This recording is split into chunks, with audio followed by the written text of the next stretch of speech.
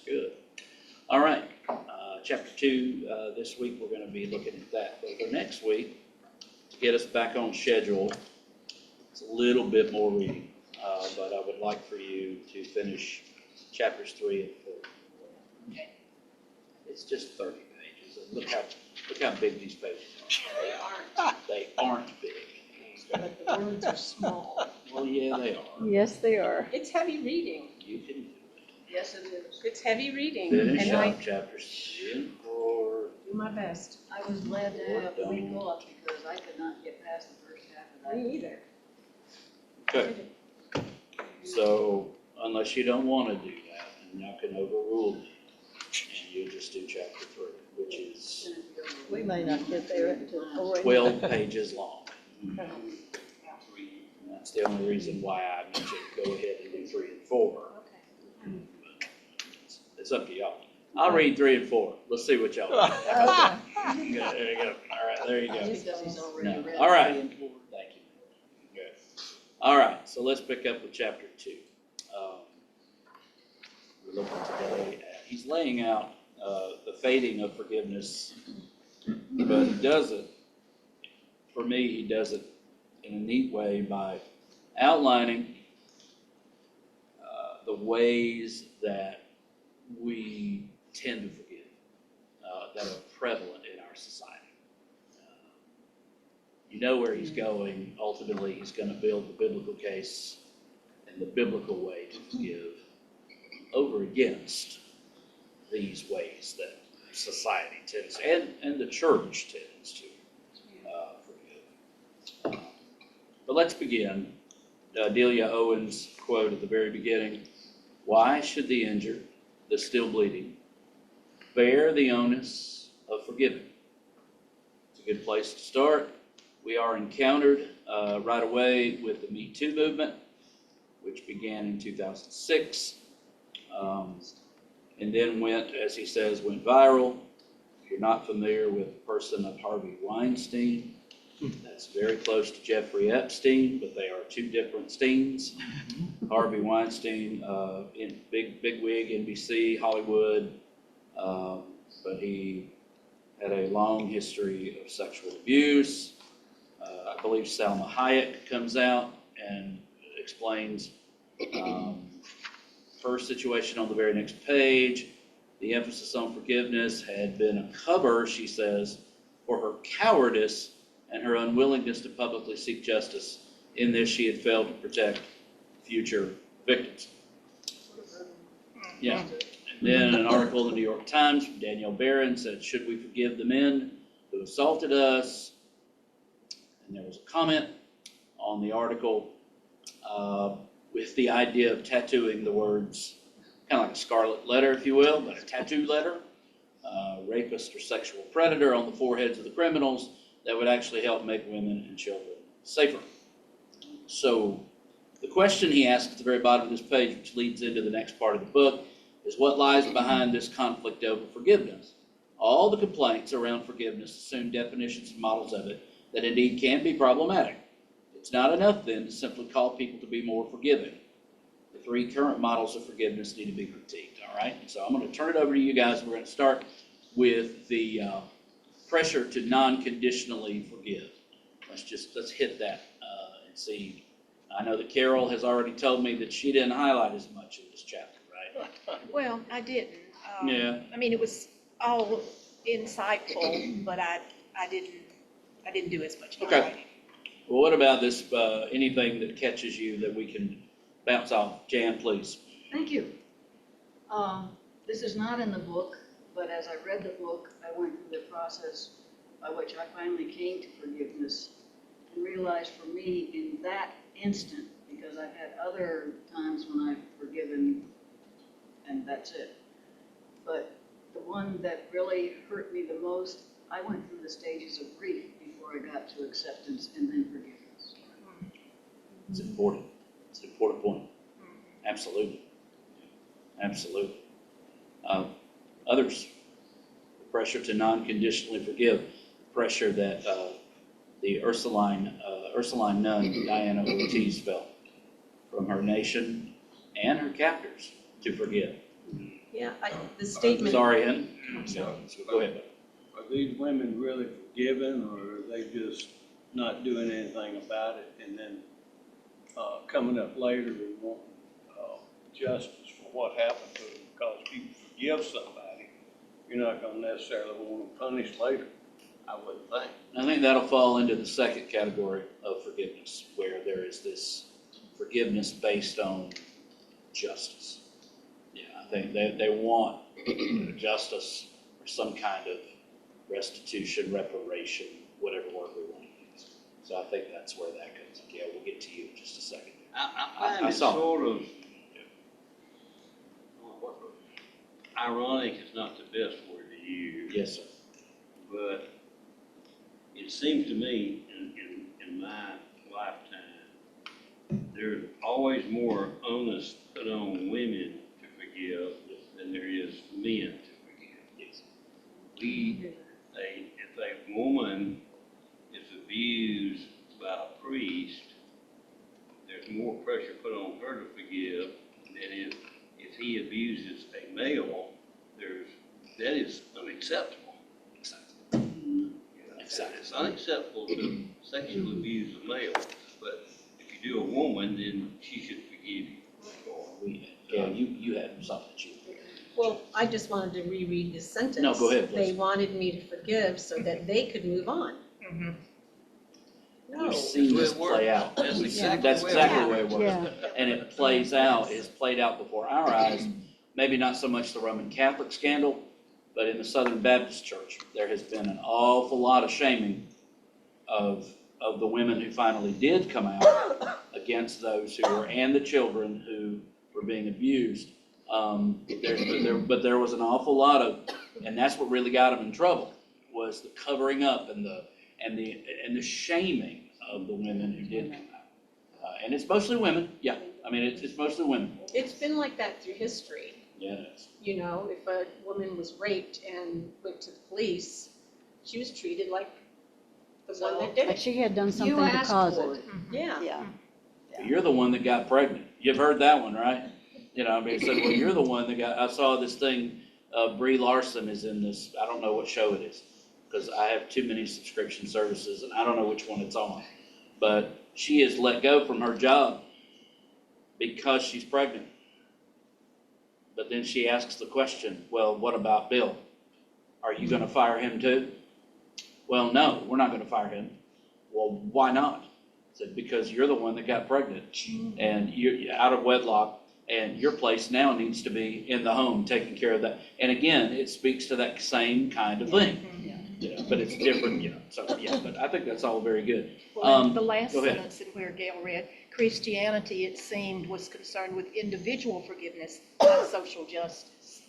That's how you dismiss, that's how you dismiss Jesus's instructions Uh-huh. at a more than personal. Well, Jesus is just talking to individuals. Mhm. We don't, he's not, you know, talking to countries. He's not talking to, you know, states or whatever. You know, that's just personal. Well, some of it is, but that's a good way to, you know, skip over Mhm. that too. Exactly. And that tends to be more a Protestant take on it than it is Catholic or Judaism. Judaism take is not that much. That's right. Of course, there's no Christ involved there. Right. But the forgiveness part in Judaism is not, it's more of a community kind of thing. In Catholicism, if we can forget about this recent stuff, it's less, historically, that's what it put it. Historically, it was less about individuals than it was about the community of believers. It really was. Yeah, it really was. Okay, and this, we're gonna move to where Hinton was. Go ahead, Sharon, please. No, I was just Please. in that first section too, Yeah. it says, forgiveness is completely overrated and just serves to create power imbalances. I forgive you equals I am morally superior to you, Yeah. however you look at it. And I think that's been an issue too, that it's not a matter of really forgiving, it's just I'm better than you, so I'll forgive you, so. Look how good I Yeah, look how good I am that I forgave And you. that's not the point. And that's not forgiveness. Right. No, not at all. Go ahead. Do you think this sentence is true? The Go call to forgive was often the way churches or Christian institutions guarded their public image and Yes. reputations? Yes, Mhm. 100%. Across the board, Yes. without a doubt. Goodness. Yes, Jesus. yes. Okay, I mean. Well, and in all of the times that, you know, there's so many times whenever the Catholic Church did it, Yes. the Protestant churches have done Yes. it, that, you know, if we just don't address it, it'll go away. If you call this out, if you expose this individual, it's going to hurt the organization's ability to fulfill the Great Commission. Quote, end quote, from, I hate it, I do, I really do, because I have dear brothers in the Southern Baptist Convention. That was a quote from one of the leaders in the executive committee. If we keep blowing the whistle on all of these guys, they're not denying that wrong has been done, but the harm that it will do to the fulfillment of the Great Commission. Yeah. That's exactly what they're doing. I don't think God would like that. I don't think I it have does. sat in executive committee meetings, church-wise and non-church-wise. Mhm. When an issue came up like that, the very first thing was, how is this gonna impact the organization? That's right. That was the first thing. It's almost Not like a natural instinct. Yeah. victim Yeah. was way down the line. Yeah. We'll deal with the victim They were later. always expendable. I hate that. And the same thing with the Roman Catholic situation. I'm not hurting on anybody. Any church that has had this happen, and it goes across denominations, so many. And it seems to happen, well, you hear about the mega church stuff happening because they're so big and they're so prominent. It's happening in every size church. I mean, it really is. So, but okay, I'm glad you brought that up. And at the very end, before we move to what Hinton was referring to, the very last paragraph on page 24, before we pressure to transactional agreement. We are reminded of our good buddy Bonhoeffer. Do you remember him? Yeah. Susan called it easy grace. He calls it cheap grace. Diana and Susan were called to forgiveness without conditions. Cheap grace, whereby the power differentials between abusers and the abused remained unchanged and no justice was pursued. So that leads us to the second. Pressure to transactionally forgive. I'm sorry, I jumped ahead. Well, that's okay. I heard Dr. Craddock say in a sermon one time, he was telling one of his wonderful stories. He says, well, sometimes when people say forgive, and I tell you what, you tell him you forgive him, as a husband and wife, he's been unfaithful. So when you tell him you forgive him, but you hold that over him for the rest of his life, you'll have power over that creep for as long as you Oh my live. gosh. You tell him you forgive him, but, Don't let him forget it. don't ever let him forget it. The power differential will swing your way. That's what we're talking about that. You'll have power over that creep for as long as you live. Yes, Jay. Is it humanly possible to forget? That's a good question. And we're a little early in the book. He'll speak to this a little bit. It doesn't seem to me to be possible. Yeah. In the Old Testament, the Hebrew Bible, God doesn't forget. No. He often, on the third or fourth punishment time around, he reminds them of forgiving you once, twice, three, and you still are doing it. And he actually encourages them at times to remember. Yeah. Remember. So I don't think it's humanly possible. If I had to just say, yeah, I agree. I do think though that there are people, and I hope to become one of them someday. There are people who are really able to totally forgive, even though they cannot forgive. And I think they are people. I do too. Yeah, I was gonna, make something there. I I do too. I think that's Because of good. what Christ did for them. Yeah, in That would be imitation, the only reason. in imitation, yes. Yeah. Okay, Mm. so we got unconditional forgiveness. I think we all kind of agree that that's probably not the best road to hoe regarding forgiveness, but that is one way that it's happening in our world. Number two, pressure to transactionally forgive. It opens with this quote from Jennifer Wright. Women have rarely been in a position to be angry before, but we've rarely been in a position where our forgiveness was not automatically assumed before. Giving it out judiciously to those who earn it, that too, is a kind of power we deserve. After years, decades, centuries of not having that kind of power. So the first position is the angry position, which we just looked at. Second, we've got the automatically assumed, the one we looked at was the automatically assumed path, the non-conditional model. Now we're looking at the angry position, which is no forgiveness, but now she talks again like the power that I mentioned in Craddock's sermon. You'll have power over that creek for as long as you live. But as a commenter on the article, and I'm just reading along here, website put it, the problem in the past was that we were told that forgiveness was something that's, and this goes back to something that's already been said, that's owed to men rather than a thing that is earned. So this is a call for transactional merited forgiveness. So what do we think about that? Go on through here, and if you underline something, let's talk about it. So this is how you earn forgiveness, which I already have a problem, but I don't know if you can earn it, but let's talk about it. The only thing that I can say, earning would be hard, but the person needs to repent for their actions. So there I should mean- certainly be confession and repentance. Yeah. Yeah. Changing. Other words, not like Weinstein was repeating. He wasn't sorry for what he did. Oh, He was heavens sorry no. for getting caught. That's it. And Yeah. basically, you have to change. Repentance is a big thing about forgiveness. Yeah. Yeah. What else? One thing that bothered me about that quoted Yeah.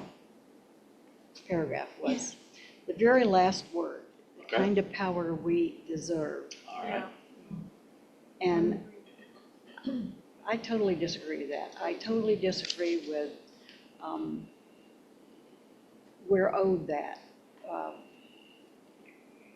You know, unfortunately, in today's society, we have a lot of instances where things happen and you hear, you know,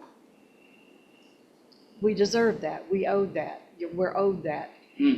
And that, I'm sorry, but I don't totally agree with that. You earn that, like John said. You don't necessarily automatically deserve it because of great-great-grandfather doing something wrong, you know. Okay. I think, certainly in my case, sometimes I will use words that I think adequately describe what my feelings are. If those words are heard by somebody else having a different meaning. I think when she says here, the kind of power we deserve, she used it, but she was probably thinking like a power that is our equal rights. Right. So that That's we how I can read it. be equal to, Okay, to, that makes to- more sense. to Okay. It does. them. That makes more sense. Not like the lawyers on TV. You get an Yeah, accident, you you deserve deserve, yeah, millions. yeah. The imbalance has been such against women for so long that her point is that we deserve for the scales to be evened Right. up. And That I- makes sense. And I think that's what she meant here. I do too. Yeah. Okay, thank you. Oh, yeah, yeah. Okay. Peggy's had enough, she's leaving. All right, I have some coffee, see some hot stuff on my phone. Uh-oh, we're looking over here at 25. By the way, Nietzsche, if you want to impress people, you know, Nietzsche. You were wondering how to pronounce that. We've got Nietzsche seeing conditional forgiveness as punitive. He argued that Christians who had not achieved success or power in terms set by pagan cultures, and we're back to this again, invented a new way to feel superior, that is by being more kind and forgiving. So while we won't get ours in pagan culture, we'll show you, we'll have something that marks us out. We will be more kind and forgiving to people who wrong us and get ours in the world. Nietzsche then agrees with Wright's statement that merited, earned forgiveness is in the end a way of exercising power over someone, but that means that it is not really forgiveness. It can be just another skillfully hidden way to pay people back and get control over them. A form of revenge masquerading as virtue. Okay. Anything else? I think non-Christians sometimes, big word, sometimes misread a Christian's attitude towards forgiveness. Sometimes the Christian can be very sincere, and sometimes they're not. But many times the person who is outside of the Christian community sees it all as being insincere. Yeah, that's right. You know,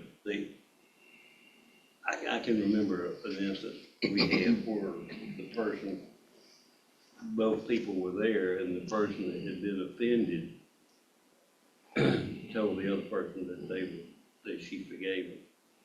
And the other person says, I don't want your forgiveness, because it came across that way.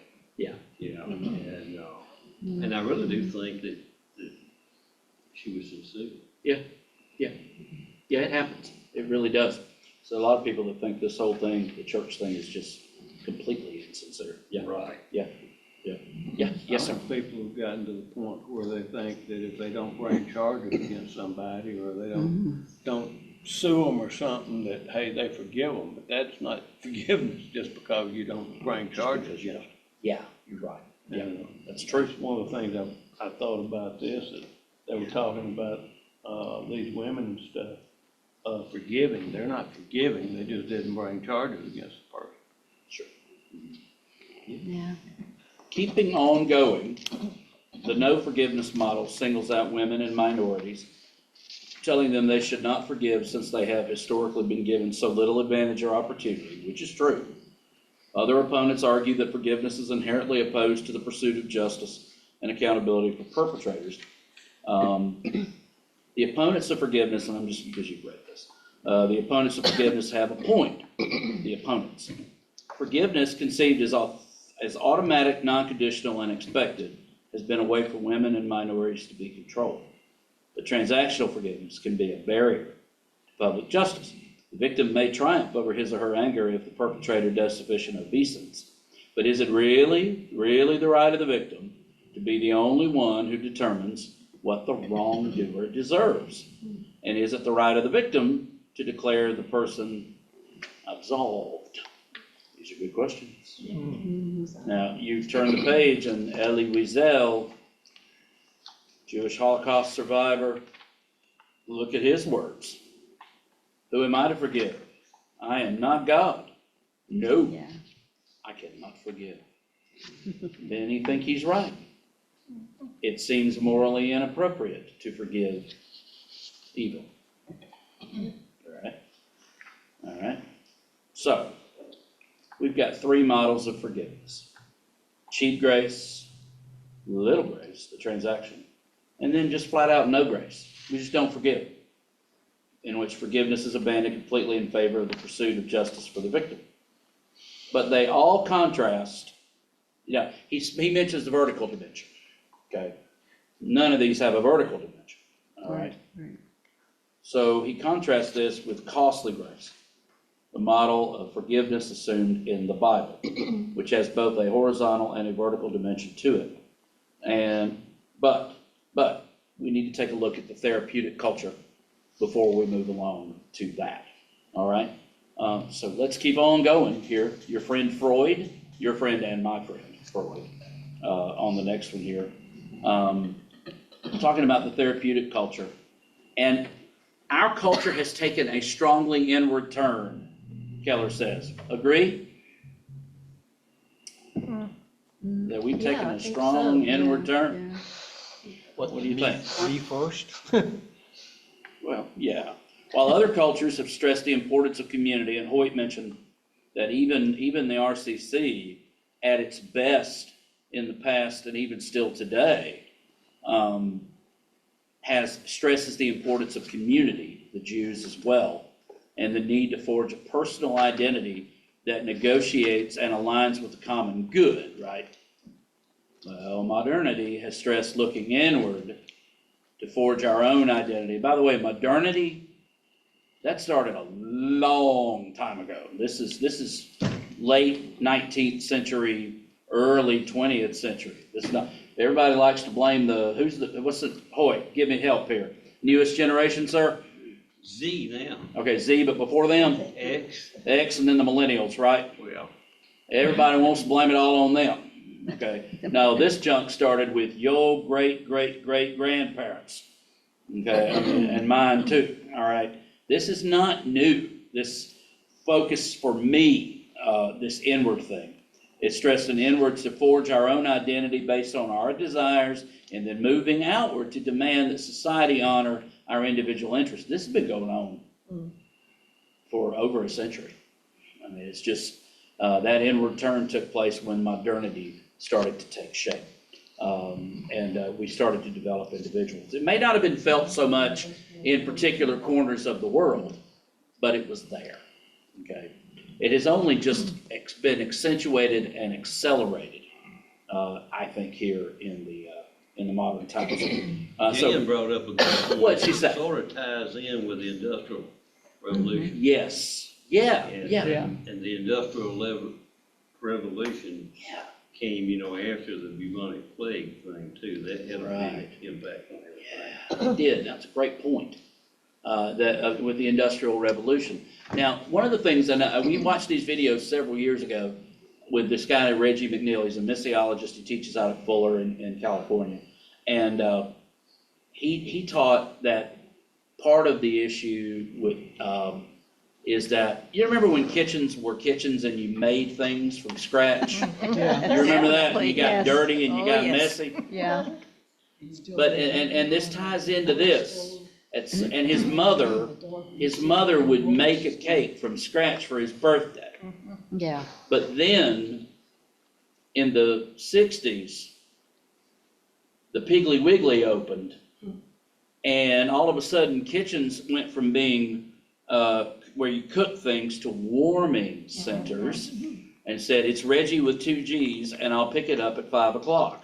And somebody else would make the cake. We farmed out these things in this individual. And pretty soon, that's what the church started doing. That's when the rise of different ministries, senior adult ministries, youth ministries, children's ministries, all of that came about in the mid to late 60s. I mean, there was always youth, you'd be a youth group per se, but this individualization, even within the church, it started to impact things. And this inward turn, me and my, even within a place like the church. So just to kind of hop on the back of that. So it's not all the millennials' fault, y'all. And it's, The thing with the church thing is that the only way for big churches to survive you have to do that. is to break it apart. Yeah. The small groups are the life of the Small church. churches didn't have to do They that. didn't When they have to got do that. big, then they had to start breaking it apart. That's right. That's right. And the small groups are the lifeblood. Like a group like this, even as a church the size of ours, groups like this, groups like the Bible study, whatever. These are the lifeblood of the churches. And we need the community around us. So I'm going to turn y'all loose. Bottom of page 29. Keller writes, some years ago, a Christian was auditing a class at Harvard in systems of counseling. The professor artfully explored a case study in which a patient was enabled to see in himself great hidden hostility toward his mother, making the mechanisms visible to him of his inner anger and of the various sorts of denial he used.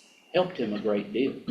When the Christian student asked how the therapist could then go on and help the patient forgive his mother, the professor responded that the therapist should not do that. The client will have to learn to live with his hostility and hopefully not be driven by it. Talk about that. Talk about that. And keep going while you're doing it. You think that's right? No.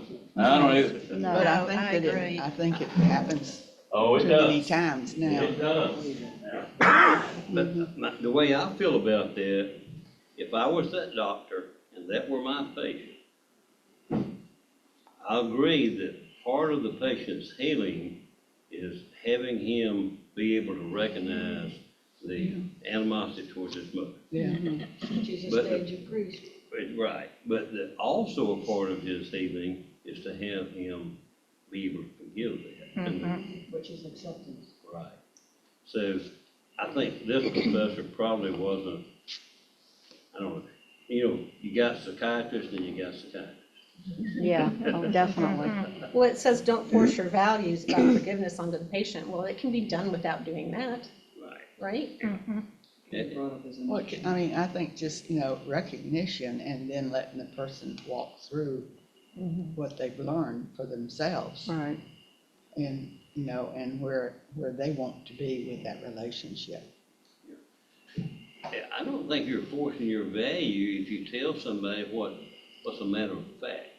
And a matter of fact is, now that you're aware that your problem that you have is because of the way you feel about your mother, that doesn't solve your problem. That just makes you aware of what your problem is. Right. And to solve your problem, whether I'm a Christian or non-Christian or whatever, as long as you remain feeling that way toward your mother, then the problem stays with you. You just now know what it is before you didn't know Right. what it is. Yeah. What's bothering you? My mom. And so, to me, it's not a matter of religion in a sense of the psychiatrist telling them, the facts are, what we know is that people can't move on from this kind of problem without forgiveness. It's tough. It's very, very tough. And so, how do we do it? Well, I don't agree with this sentence that says, having given forgiveness, that it would force him back into a relationship that he didn't want. That's actually not true. You're absolutely right. I That is agree. not true. I agree. Yeah. That's right. I agree. Yeah, I'd absolutely agree with that. It So, sort of goes on with the forgiveness or forgiving. yeah, You can still remember, but you can forgive. that's true. That's true. There may be some circumstances where that is true, they can't get away from it because they're around that person all the time. That is true too. Yes. That's like, these women who, were victims of sexual harassment in their, workplace. Yes, sir. Hey, they can't get away from that, not unless they quit their job. Right. Because they see that guy or whoever it is has done it every day of their life. That was what the power Weinstein had, Yeah, because he controlled He so held the much keys. of the, Right. Yeah. he held the keys. Right. Right. That's true. So we move now to a new shame and honor culture. Now, again, this is not new. You cannot read 1st and 2nd Corinthians, especially 1st Corinthians, without an understanding, well, you can't read it well, without an understanding of the shame and honor culture that was going on in Corinth at the time. This is nothing new. This is, there may be some societies, some cultures that place a higher premium on honor and shame, but it has been around and was a big part of the issues that Paul had with the church and in Corinth. But for us, the second influence impoverishing the modern practice of forgiveness is he calls it a new, but see, it's inverted. Shame and honor culture that some have called a new secular religion. All right. So this book by Campbell and Manning, their argument is while Western culture has shifted from originally being an honor culture like the rest of the world, which is what the Corinthians were, the Roman culture was definitely an honor culture, right? What has happened is a new kind of shame culture is emerging. This new culture is like the older honor cultures, but with a new twist that borrows from the therapeutic. And here we are again. Modern culture teaches us that our primary concern is to demand respect and affirmation of our own identity. In this, it mirrors the desire for respect and honor that drove pagan cultures centuries ago. People today are encouraged to respond with outrage to even the slightest offense, as was true in the older societies. But here's the difference. Here's the difference. Modern therapy sees individuals as being oppressed and controlled by society's expectations, roles, and structures. Greater honor and moral virtue are assigned to people the more they have been victimized and subjugated by society or others in power.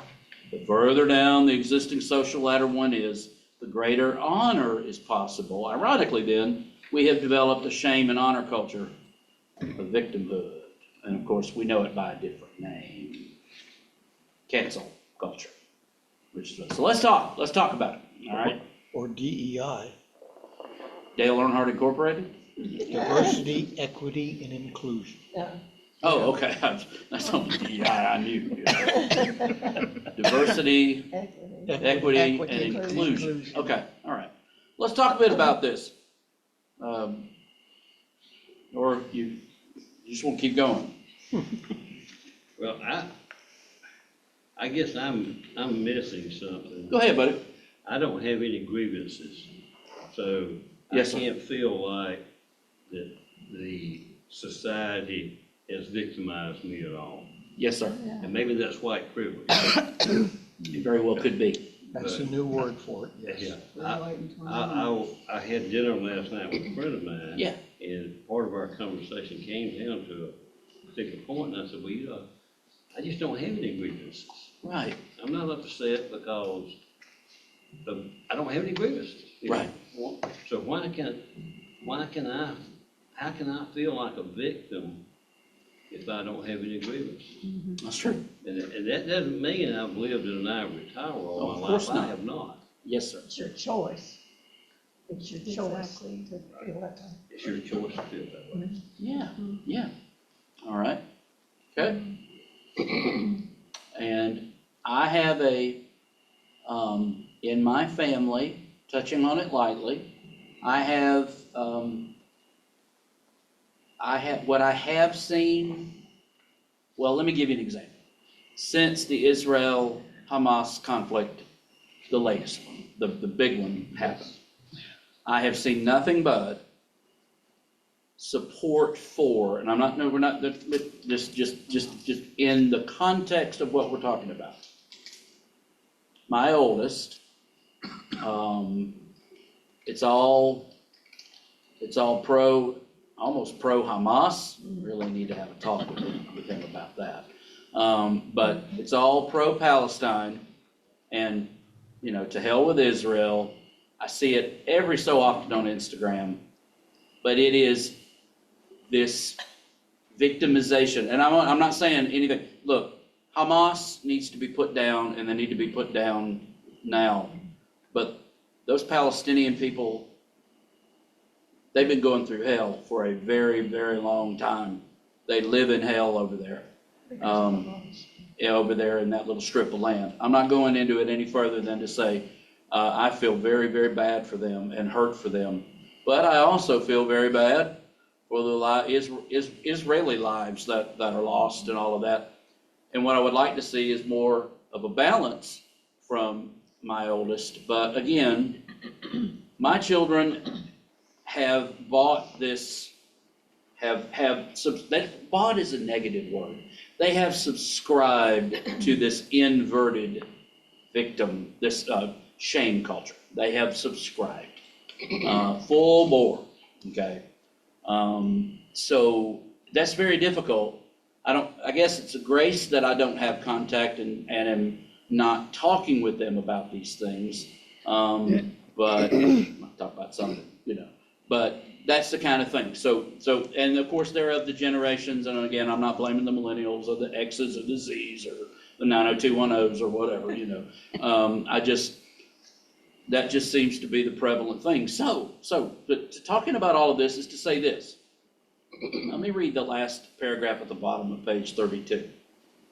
The sacralizing of secular progressive values into a kind of religion then is not a surprise, okay? Because the Western ideas of human rights, universal benevolence of the poor, and social justice have deep roots in biblical religion. Christians can often be allies with secular people who are working for racial and economic justice. However, if we root our moral norms in the biblical God, that means grounding ourselves in not only a holy and just God, but also a merciful and forgiving one. Respectful interaction with opponents and forgiveness of wrongdoers is part of the church's faith. But these traits are not part of either the ancient or the modern shame and honor cultures. In such a secular religion, deviation from norms is simply unforgivable. And that's the issue.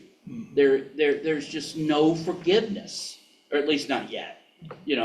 For a lot of people. We were talking about John Crist. John Crist is a comedian. We like him a lot. He had some troubles. He had some troubles of his own making. And he never denied it. He had trouble. He stepped away, counseling, therapy. He's back. But church won't let him in the door. Now, by the way, his dad, he's from Lilburn. But anyway, they won't let him in the doors anymore at churches because he used to perform in churches. They won't let him in. The sin was of a sexual nature. And so, but his career has bloomed again in spite of this canceling. And there's just no forgiveness. How much is enough when someone has tried to make amends? Remember, my mother showed up in my office one day here at the church. Strangest people show up in my office, not the ones I expect. My mother showed up one day. This was years ago. Mom, what are you doing here? She said, I'm making amends. And I went, oh, okay. And I was like, all right, what are you making amends for? And she was in the program. She was in the AA. It was beautiful. It was for her to come up, and it was a beautiful thing, and we hugged it out, and I was like, you don't have anything to apologize for, but okay, it was important for her in the processes that she was going through. So, but for me, it was just automatic, but unfortunately, nowadays, there's not enough. You can't do enough. Yeah. In today's culture, what we're seeing is if you don't completely agree with the other person's point of view, you're hated. Or you're pushed, or you're Or you're canceled canceled out. and you're taken away. And it goes like, It goes both ways. I have a Yeah. grandchild Yeah. that is trans, as you know. Yes, sir. And if I don't agree on hating the Israelites, I'm bad. If I don't go along in complete compliance or agreeing with the trans culture, I'm wrong. That's right. It doesn't matter that I still love this person.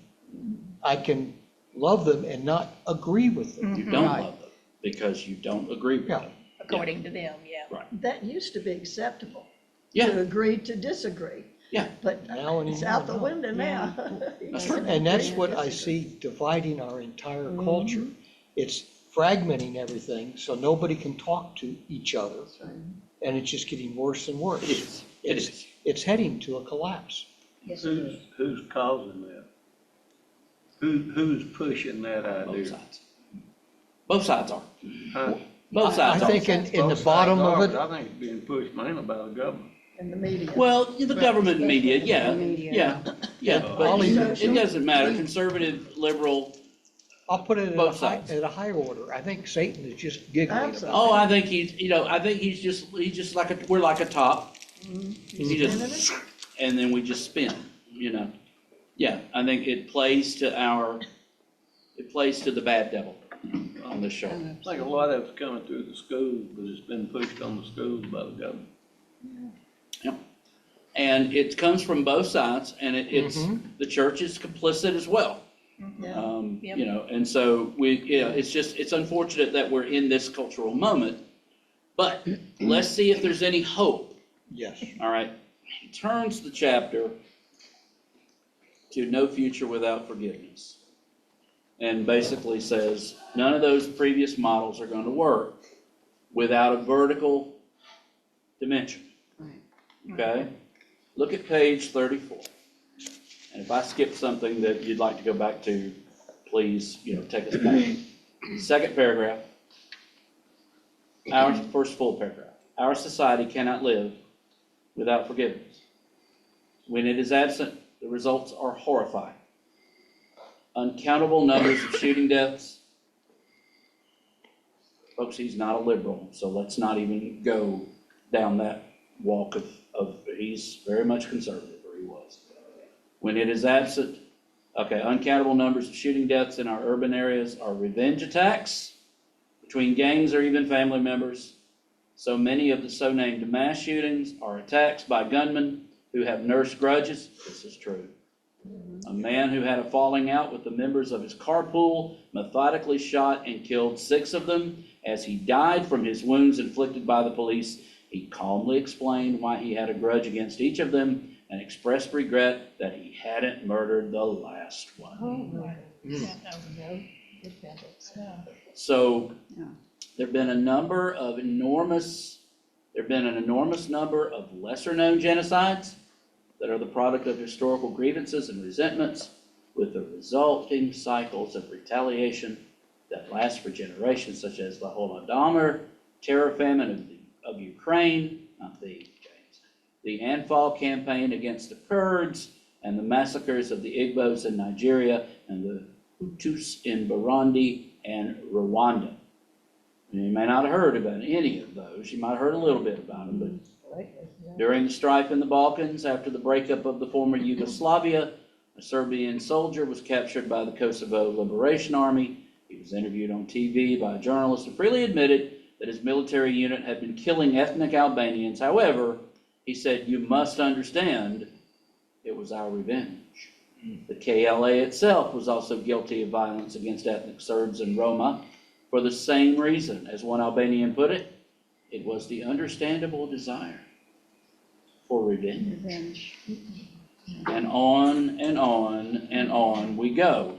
However, we have Hannah Arendt, Martin Luther King Jr., and Desmond Tutu, just to name a few, who represented groups who were, by the way, this Scott McKnight on his Substack posted, I think he posted the whole thing, the I Have a Dream speech.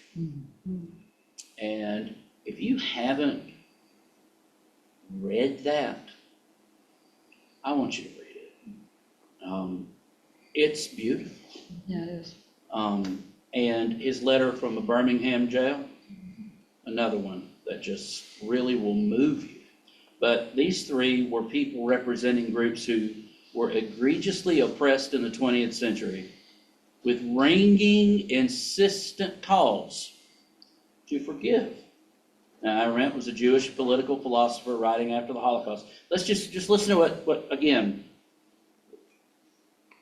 Without being forgiven, released from the consequences of what we have done, our capacity to act would, as it were, be confined to one single deed from which we could never recover. We would remain the victims of its consequences forever, not unlike the sorcerer's apprentice who lacked the magic formula to break the spell. And then MLK says, he who is devoid of the power to forgive is devoid of the power of love. We can never say, I will forgive you, but I won't have anything further to do with you. Forgiveness means reconciliation and coming together again. Now, this is MLK Jr.'s words. These thinkers make a compelling case that to be a healthy society, one in which broken relationships can be regenerated, you've got to learn forgiveness. So, go ahead, boy, please. You finished. I know, I'm good. Go ahead, bud. I want to go back to the Old Testament again, Yeah, go ahead. and to what the Jews have sort of taken out of their destruction as a state until they were reinstated in 1949. But in the Bible, in the Old Testament, and I'm not sure exactly where it is, but somewhere God says basically, vengeance is mine, saith the Lord. And that's where the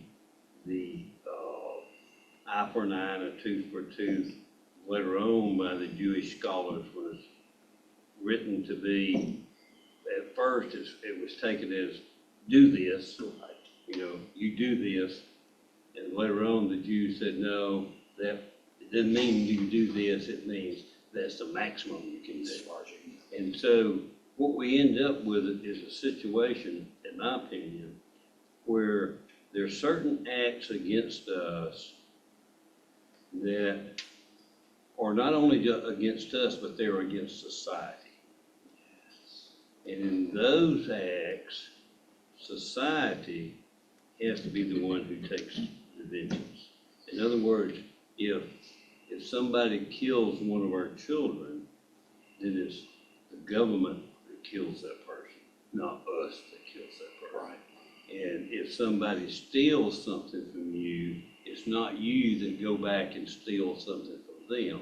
It's through the court that's a tort, and you're redone. So I think that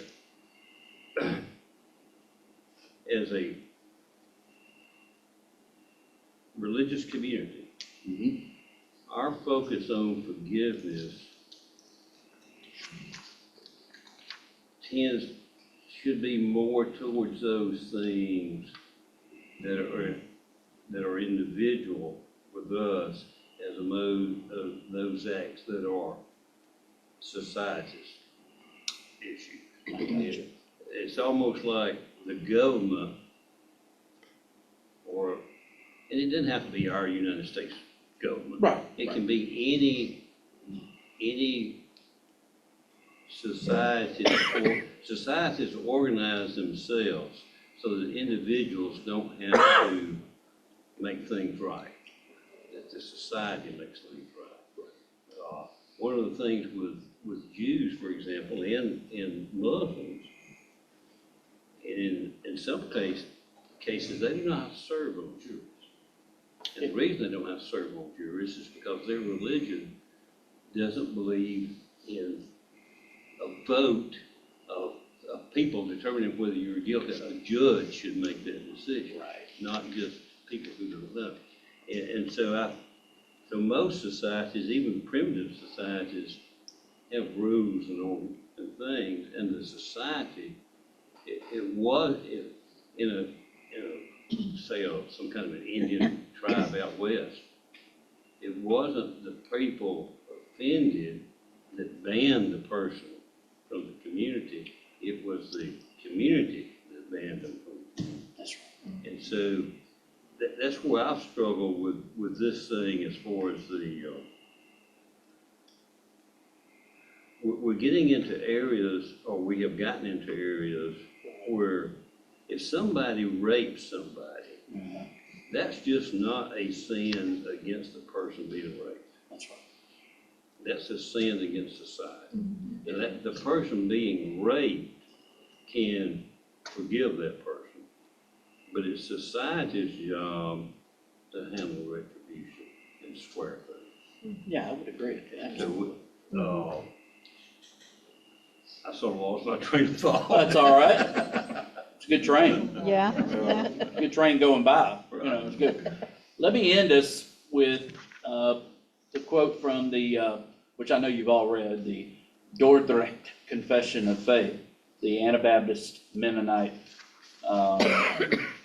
statement of faith.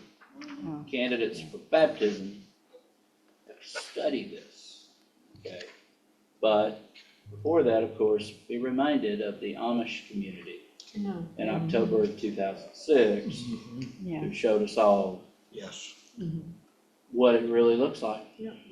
They They put it into practice. Yeah.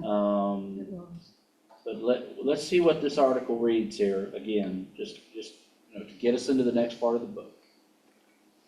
We believe and confess that the Lord Christ has forbidden and set aside to his disciples and followers all revenge and retaliation, and commanded them to render to no one evil for evil or cursing for cursing, but to put the sword into the sheath, or as the prophets have predicted, bear the swords into plowshares. And there's your laundry list of Bible verses to see where they approach that from biblically. And then he says, from this we understand that therefore, and according to his example, we must not inflict pain, harm, or sorrow upon anyone, but seek the highest welfare and salvation of all men, and even if necessity required, flee for the Lord's sake from one city or country into another, and suffer the spoiling of our goods. But we must not harm anyone, and when we are smitten, rather turn the other cheek also, than take revenge or retaliate. And finally, and moreover, that we must pray for our enemies, feed and refresh them whenever they are hungry or thirsty, and thus convince them by well-doing and overcome all ignorance. And then Peter speaks lastly. What did Jesus do when they hurled insults at him? He didn't retaliate. When he suffered, he made no threats. The Anabaptist Mennonite tradition, as you could guess, they're pacifists. They will not be serving in any wars. I think there was a great movie. Oh, God, the kid, Andrew Garfield, who played Spider-Man. He was in the movie, and he's in the military, but he will not pick up a weapon. But he wants to serve. He wants to be on the front line as a medic. That was a wonderful movie. It's a wonderful movie. And he ends up going out on the front lines without a weapon because of his conscience against this very thing. There's some words for a person like that. Amazing, crazy, but he held his faith strongly. And they feel this way because they see it in their Lord Jesus. And they want to do exactly. They want to be exactly like Christ. Now, the final word. This is the kind of community that produces forgiveness and the healing of relationships. How will we establish other such communities in the future? And I think that's what we're going to be getting to next time as we start to look at the vertical dimension as well as the horizontal, because I think you can tell without the vertical, this really isn't working. No. I mean, it's not absolutely working. not. So read as much as you can of chapters 3 and 4 for next week. If you can't make it, Gail, I understand. I won't be there. I'll be with Pop. On Thursday? Oh, wait, that's Wednesday. Yeah, it depends. Yeah, okay. Depends on Vicki. All right. So we'll pick this up then. Thank you for the great discussion today. Thank you. And for those of you that are viewing this, thank you for tuning in. Don't forget to like and subscribe. And we'll pick this back up, Lord willing, next Thursday. God bless everyone. Bye-bye.